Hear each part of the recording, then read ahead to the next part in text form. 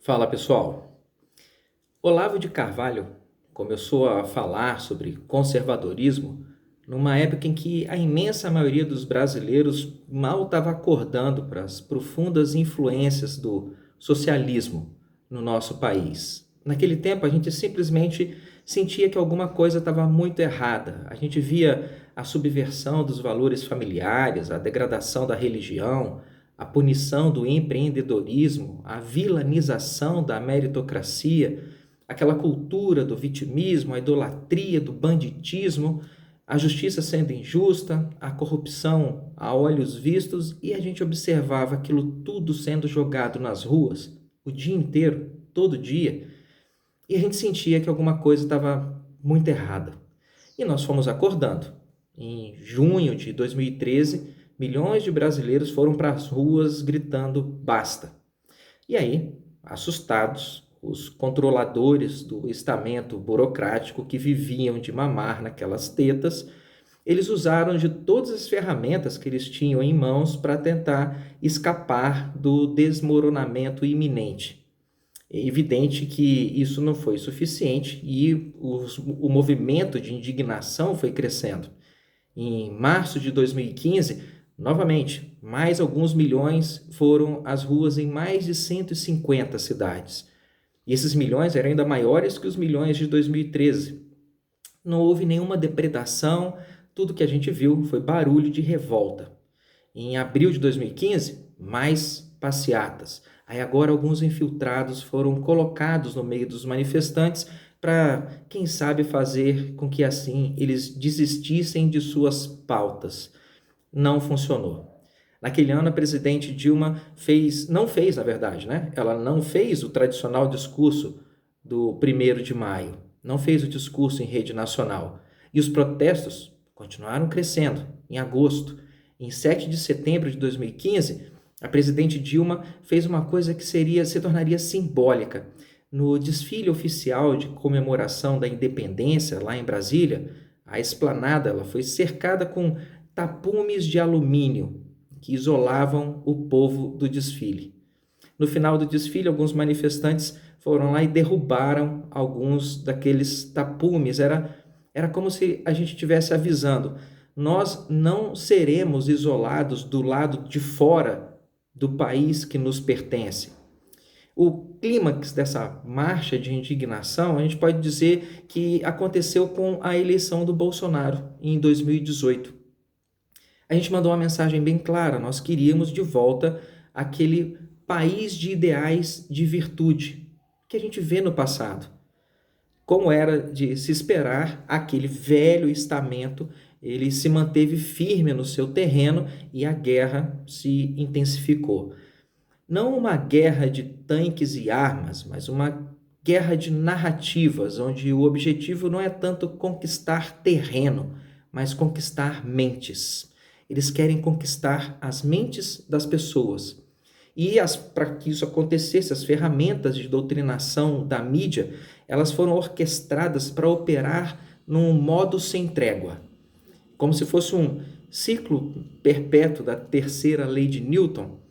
Quase 30 anos de apertos socialistas e progressistas isso provocou o surgimento de um ciclone conservador. Em resposta a esse ciclone conservador, o que a gente viu foi uma nova onda da enchente socialista. E em resposta a essa nova onda, a esse tsunami esquerdista, a gente percebeu uma contra-resposta no mesmo tom que veio do lado dos conservadores. E esse é o ponto em que a gente se encontra nesse exato momento, agora, 19 de agosto de 2020. A gente tem, de um lado, os globalistas manipulando a manada progressista de sempre, utilizando argumentos que algumas vezes podem até ser válidos, mas eles não estão ali por sua legitimidade intrínseca. Aqueles argumentos estão ali só porque eles são úteis em um projeto de retomada do poder. Do outro lado, a gente tem um povo com um coração conservador, mas que muitas vezes não se sente plenamente representado pelas vozes que se ergueram no meio da multidão.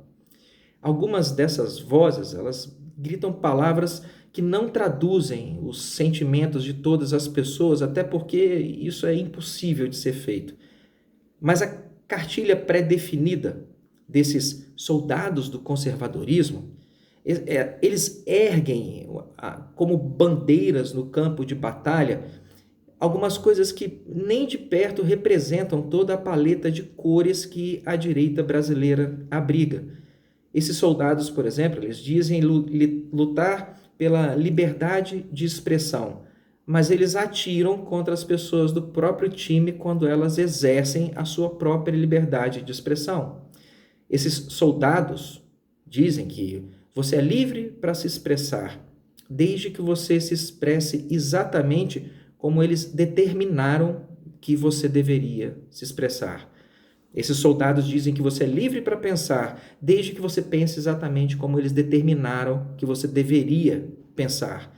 Eles dizem que eles lutam pela democracia, mas a democracia que eles defendem é aquela onde você deve se sujeitar a ser amordaçado pelas instruções das intransigências desses soldados, que se dizem conservadores.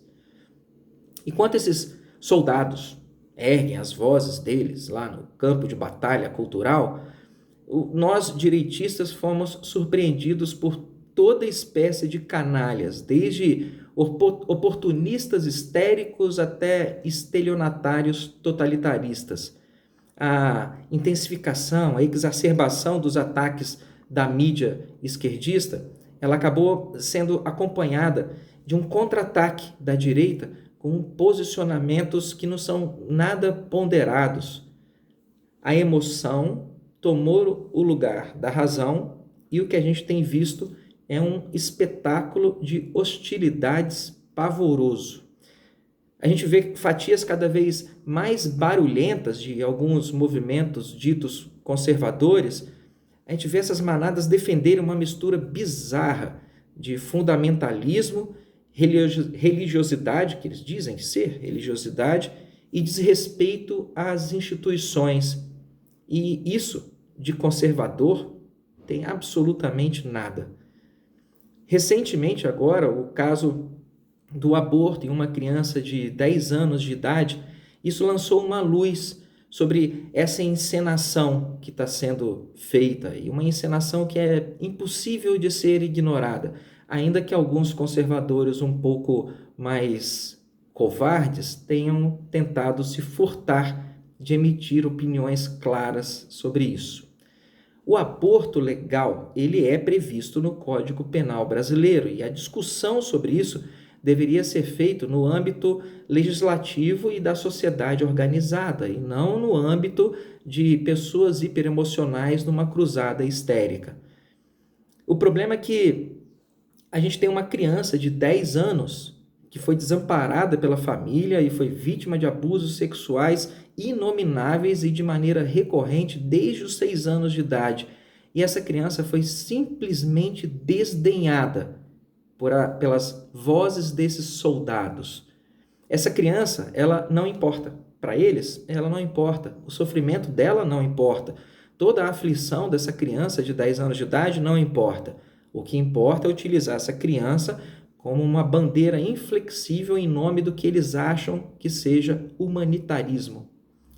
Como se eles fossem cruzadistas dogmáticos, cegos de ódio e sem qualquer empatia nos seus corações, esses julgadores absolutistas, eles aceitaram a convocação de uma extremista ex-feminista alucinada e se juntaram transtornados na frente de um hospital, transferindo o foco de suas agendas para a criança, expondo a criança sem qualquer chance de entendimento ou empatia. O que importa para esses caras é que as suas pautas sejam obedecidas sempre e a qualquer custo. Que se dane se isso custa mais 4 semanas ou mais 3 meses de gravidez indesejada na barriga de uma criança de apenas 10 anos de idade que teve a infância dela destroçada por estupros recorrentes. Que se dane ouvir a criança, ouvir o lamento dela, que se dane.